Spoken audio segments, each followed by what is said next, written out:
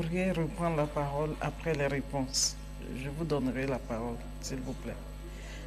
La parole est à l'honorable Sagna pour 3 minutes. Merci beaucoup, Madame la Présidente.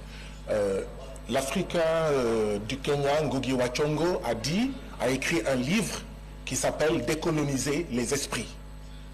Si on ne décolonise pas nos esprits, nous, Africains de l'Ouest, nous continuerons à faire partie des 33 pays les plus pauvres de la planète. Je l'ai dit hier, sur les 33 pays les plus pauvres de la planète, les 13 sont de l'Afrique de l'Ouest. Il nous faut décoloniser les esprits.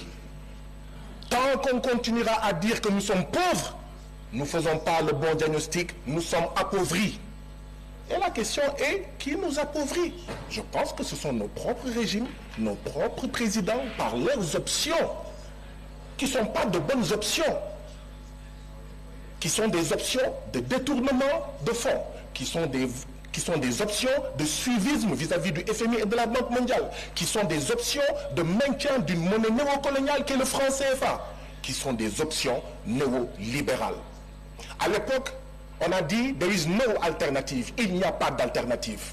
Taïna, there is no alternative. Si il y a une alternative à ces politiques, même un enfant, quand il fait pendant 50 ans une politique, la CEDEAO a 50 ans et que ça ne marche pas, il doit changer de chemin. Les jeunes disent il faut changer de chemin. Le chemin de la souveraineté, le chemin de la rupture, le chemin du changement. Les Seychelles font 120 000 habitants.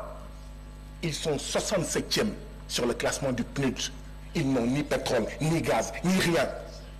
Les Seychelles, 120 000 habitants, ils ont leur propre monnaie. Le Sénégal ne peut pas avoir sa monnaie. La Côte d'Ivoire ne peut pas avoir sa monnaie. La CEDEAO ne peut pas avoir sa monnaie. Il faut sortir de là. Le Nigeria, c'est une fédération de 36 États.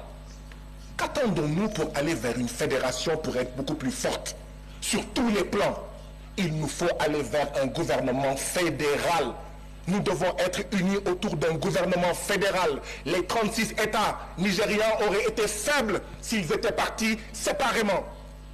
C'est parce qu'ils sont ensemble qu'ils sont forts. Mais ici, comme je l'ai dit, chacun veut être président chez lui. Chacun veut être chef du Parlement chez lui. Nous devons sortir de cela. C'est à cela en fait que je convie la CEDEAO. C'est à cela que je convie